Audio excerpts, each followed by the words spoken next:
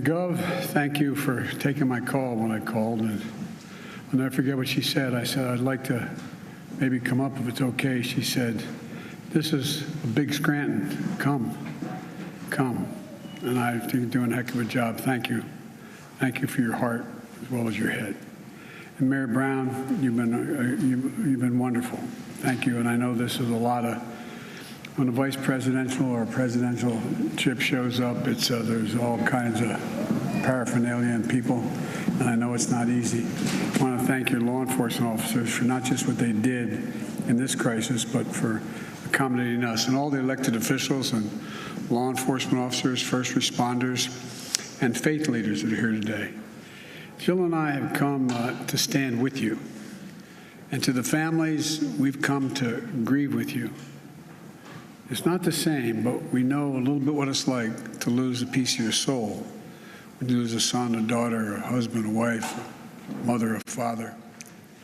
The feeling of having that, as I said to some of you when we talked privately, you feel like there's a black hole in your chest you're being sucked into, and you're suffocating, unable to breathe. That's what it felt like, at least to us, and I'm sure some version of that feels that way to you. The anger, the pain, the depth of a loss that's so profound. You know, we know it's hard to believe, and you're probably not going to believe it, but I can tell you now, from our personal experience and many others who we've met, the day's going to come, it will come, when your loved one brings a smile as you remember him or her. As you remember her, it's going to bring a smile to your lip before it brings a tear to your eye. It takes a while for that to happen. It takes a while. Might take more than a season. But our prayer for you is that that time comes sooner or later, but I promise you it will come. As a nation, I say to the families, we remember them. We've been reading about them. We visited the memorial where they show the love for them, and you've all shown by the supermarket. And Celestine Cheney, 65 years old, brain cancer survivor, churchgoer, bingo player, went to buy strawberries to make her favorite shortcake. A loving mother and a grandmother. Roberta Drury, 32, beloved daughter and sister, moved back home to help take care of her brother after his bone marrow transplant. She went to buy groceries for dinner, the center of attention, who made everyone in the room laugh and smile when she walked in.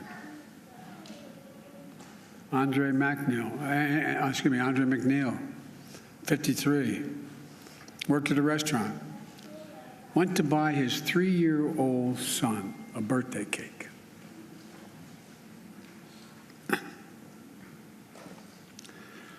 His son's selling a birthday. Ask him, where's Daddy? Catherine Massey, 72, a writer and an advocate, who dressed up in costumes at schools and cut the grass in the park and helped in local elections, the glue of the family and the community. Marcus Morrison, 52, school bus aide, went to buy snacks for a weekly movie night with the family, survived by his wife and 3 children and a stepdaughter, the center of their world. Hayward Patterson, 67, father, church deacon, fed the homeless at the soup kitchen, gave rides at the grocery store to neighbors who needed help, putting food in the trunk of others when he took his final breath. Aaron Salter, 55, retired Buffalo police officer for 3 decades. 3 decades. Loved electric cars. Hero who gave his life to save others on a Saturday afternoon. And had that man not been wearing that vest that he purchased, bulletproof vest, a lot of lives would have been saved. A beloved father and husband. Geraldine Talley, 62, expert banker known for her warm, gentle personality, a friend to everybody, devoted mother and grandmother. Ruth Whitfield, 88, beloved wife, mother, grandmother, great-grandmother, sang in the church choir, a caretaker of her husband, bringing him clean clothes, cutting his hair, holding his hand every day she visited him in the nursing home. Heart as big as her head. Pearl Young, 77, a mother, grandmother, missionary of God, public school teacher, who also ran the local food pantry. Loved singing, dancing, and her family. And all three are injured. Zaire Goodman, 20, shot in the neck, but fighting through it. Jennifer Warrington, 50, Christopher Braden, 55, both treated with injuries on a long road to recovery. Individual lives of love, service, and community. It speaks to the bigger story of who we are as Americans. A great nation, because we're good people. Jill and I bring you this message from deep in our nation's soul. In America, evil will not win, I promise you. Hate will not prevail, and white supremacy will not have the last word. For the evil did come to Buffalo. It's come to all too many places.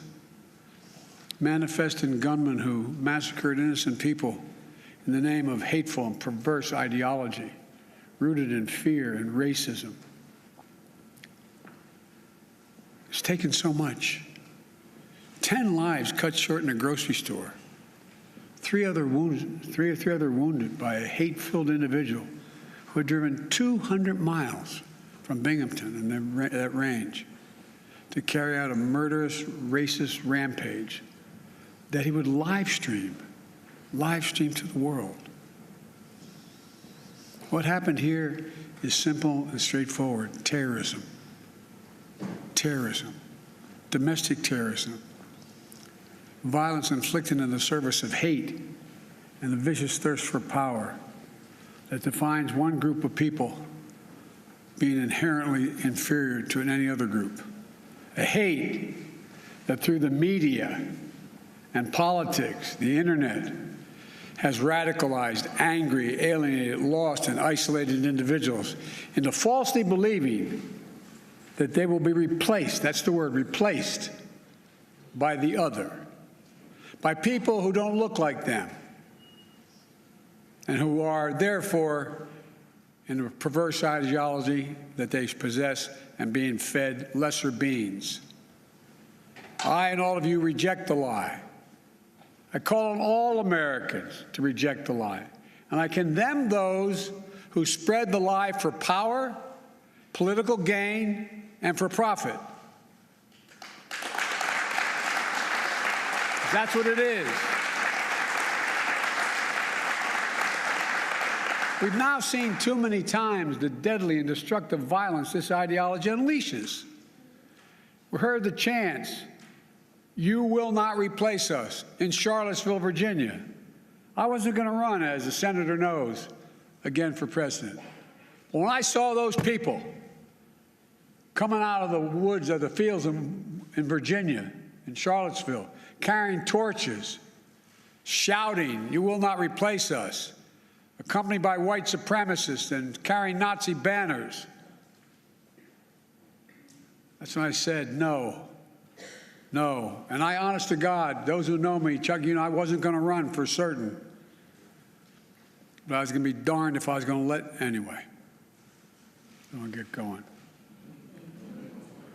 Look, we've seen the mass shootings in Charleston, South Carolina, El Paso, Texas, and Pittsburgh, last year in Atlanta, this week in Dallas, Texas, and now in Buffalo, New York. White supremacy is a poison. It's a poison running through it really is. Running through our body politic. And it's been allowed to fester and grow right in front of our eyes. No more. I mean, no more. We need to say as clearly and forcefully as we can that the ideology of white supremacy has no place in America. None.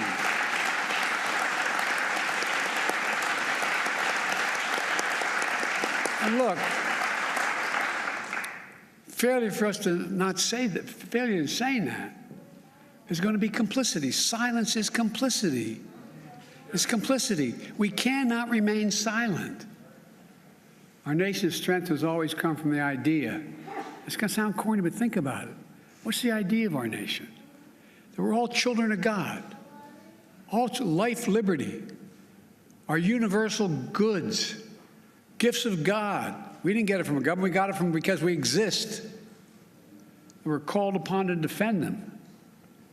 The venom of the haters and their weapons of war, the violence and the words and deeds that stalk our streets, our stores, our schools. This venom, this violence cannot be the story of our time. We cannot allow that to happen. Look, I'm not naive. I know tragedy will come again. It cannot be forever overcome. It cannot be fully understood either. But there are certain things we can do. We can keep assault weapons off our streets. We've done it before. I did it when we passed the crime bill last time, and violence went down, shootings went down. You can't prevent people from being radicalized to violence, but we can address the relentless exploitation of the internet to recruit and mobilize terrorism. We just need to have the courage to do that, to stand up. Look, the American experiment in democracy is in a danger like it hasn't been in my lifetime. It's in danger this hour. Hate and fear are being given too much oxygen by those who pretend to love America, but who don't understand America. To confront the ideology of hate requires caring about all people, not making distinctions. Reverend, the scripture is seeing that we're all part of the divine. Love thy neighbor as thyself. That's the America I know, that Jill knows. And most deserve the most, look, we're the most multiracial, most dynamic nation in the history of the world. Now's the time for the people of all races, from every background, to speak up as a majority in America and reject white supremacy. These actions we've seen in these hate-filled attacks represent the views of a hate-filled minority. We can't allow them to distort America, the real America. We can't allow them to destroy the soul of the nation. As President of the United States, I travel the world all the time. And other nations ask me, heads of state in other countries, ask me, what's going on? What in God's name happened on January 6th? What happened in Buffalo? What happened? They'll ask. We have to refuse to live in a country where black people going about a weekly grocery shopping can be gunned down by weapons of war deployed in a racist cause. We have to refuse to live in a country where fear and lies are packaged for power and for profit. We must all enlist in this great cause of America. This is work that requires all of us, presidents, politicians, commentators, citizens. None of us can stay in the sidelines. We have to resolve that here in Buffalo, that from the tragedy, this tragedy will come hope and light and life. It has to. And that on our watch, the sacred cause of America will never bow, never break, never bend. And the American we love, the one we love, will endure. So to the families, from your pain, may we find purpose to live life worthy of the loved ones you lost. From a hymn based on the 91st Psalm that's sung in my church, may he raise you up on eagle's wings and bear you on the breath of dawn, make you to shine like the sun, and hold you in the palm of his hand. That's my wish for us. We can do this if we resolve to do it. If we take on the haters and those who don't even care, it's just about profit and politics. May the soul of the fallen rest in peace and rise in glory. And may God guide the United States of America, now and always. To the families, as my grandpop used to say when I walked out of his home in Scranton, he'd say, "Joey, spread the faith." And my grandma would yell, "No, Joey." I mean, he'd say, "Keep the faith." And my grandma would say, "No, Joey, spread the faith." We're thinking of you. Hold on to each other tightly. Stick together. You'll get through this. And we'll make Buffalo and the United States a better place to live than it is today.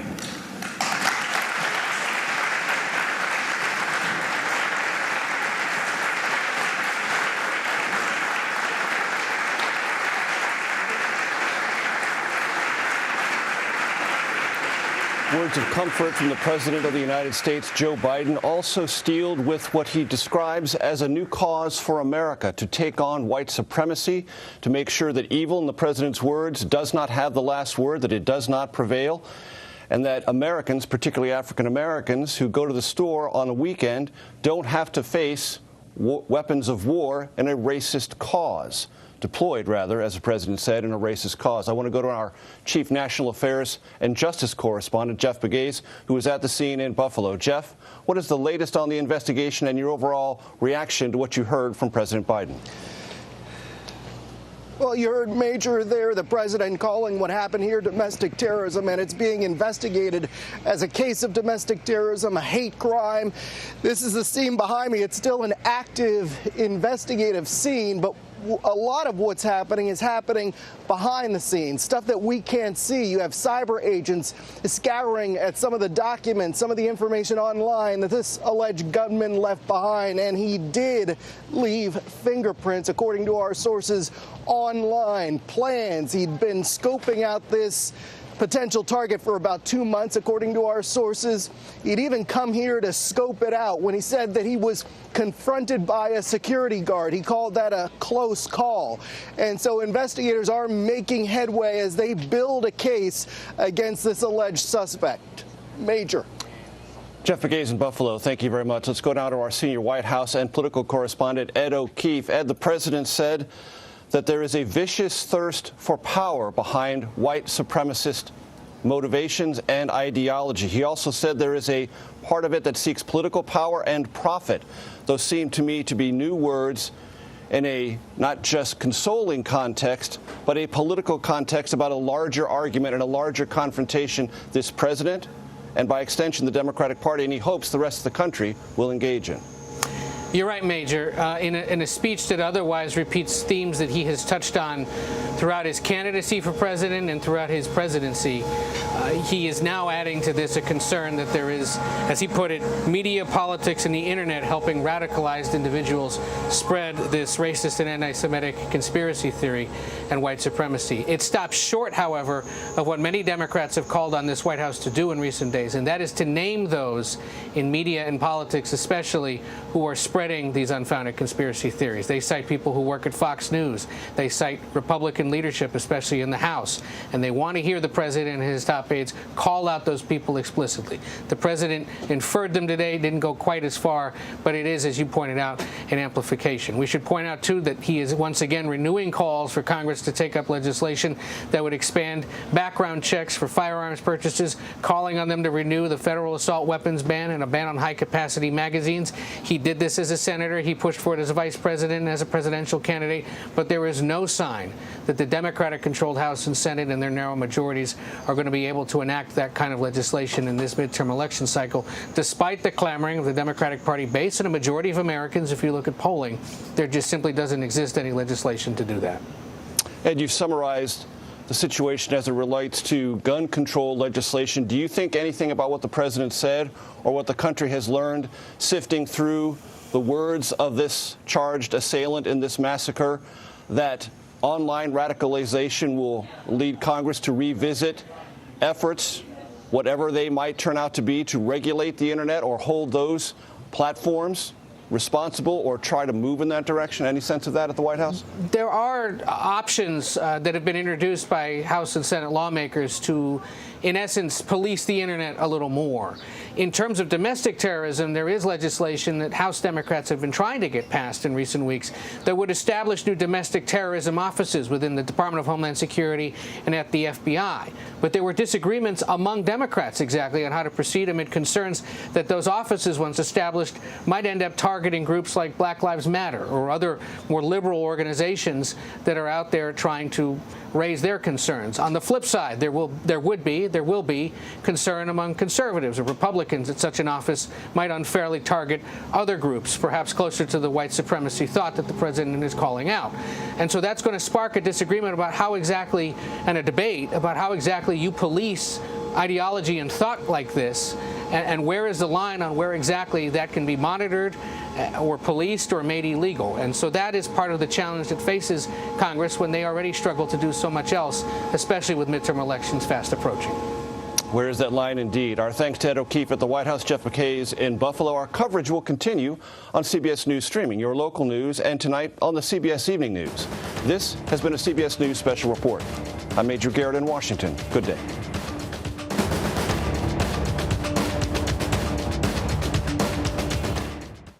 Well, you have been watching a CBS News Special Report. President Joe Biden is in Buffalo, where a racially motivated mass shooting on Saturday killed 10 people. That's right. President Biden met with the victims' families and visited the site of the attack. Joining us now with more on this is CBS News correspondent Michael George, who is there in Buffalo, New York.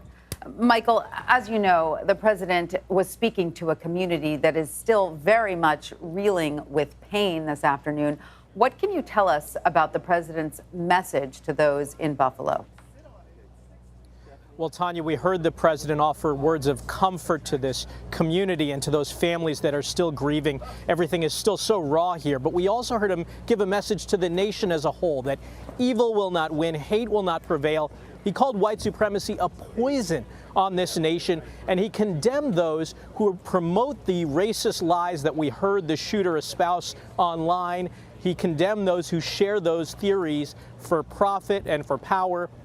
He didn't single out names. Some other Democrats have singled out Fox News and Tucker Carlson. The president didn't specify any names, but he condemned those who promote racist theories. Yeah, Michael George, whenever something like this happens, it's always a big deal when the president comes to your town, regardless of your politics. Victims, their families, they want to be seen, they want to be heard, they want to know that their president is aware of what's going on. Also, every time we see a tragedy like this, the topics of gun control, mental health, resurface. How did the president address both of those issues today?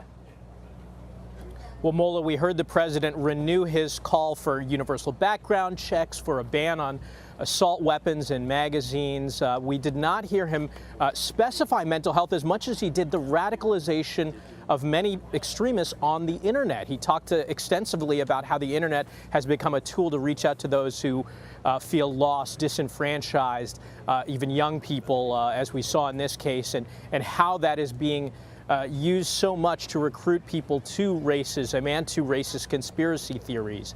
And so the president renewed calls today for the nation to reject those racist theories as a whole. All right, Michael George on the ground in Buffalo with the president. Thanks, Michael. Thank you.